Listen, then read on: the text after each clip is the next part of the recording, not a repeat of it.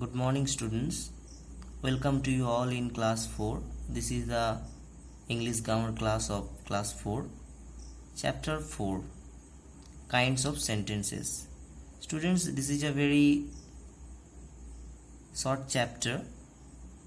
I know you heard a little bit about the sentences in your previous classes, but still it is not easy to understand. So that's why again we'll try to understand that how we will recognize the sentences. There are some easy process to recognize them, to identify the sentences. First of all, there are 4 kinds of sentences: statements, interrogative sentences, imperative sentences, and exclamatory sentences. Statements. What is statements? Statements says or states something, and it begins with a capital letter and ends with a full stop. There are some examples, as you can see. I love to paint picture. I like mango. He goes to school. That kind of simple sentences, and it is just stating something. Okay, so these are known as statements. In the second type, where you can see that something will be asked, that is interrogative sentences. Here you will get that a question is asking, and it begins with a capital letter and ends with a question mark. This is very important, that at the end of the interrogative sentences a question mark must be there. So here is also some example. What is your name? Did you meet Mr. Manna? And in these 2 sentences, at the end of these 2 sentences, you can see that there is a question mark, and from these question mark you will get to know that these are interrogative sentences. And the next one is imperative sentences. Imperative sentences means the sentences which tells you about some request, comments, or gives you some direction.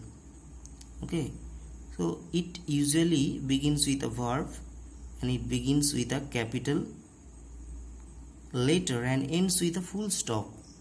So the similarity between the statements and imperative sentences, that they both ends with a full stop, but generally imperative sentences begins with a verb, like switch off the fan, please come to me, take the medicine regularly. In the first sentence, switch off the fan, where you are giving some comment, and second sentence, please come to me, where it is requesting to you to come to me. In the same way, in the last type of sentences, exclamatory sentences, where it is expressing a strong feeling or emotion, and it ends with an exclamation mark. That is very important, as here in the interrogative sentences there is an interrogative mark. Here in the exclamatory sentences there is an exclamation mark, and it is expressing a strong feeling or emotion, like what a beautiful picture it is, how fast is she running. But see, at last there is an exclamation mark. So that's why it is very easy to understand that this is an exclamatory sentences, and at the same time it is expressing a strong feeling. So thus we can identify them easily. So that's all about this chapter. I hope you understood it well.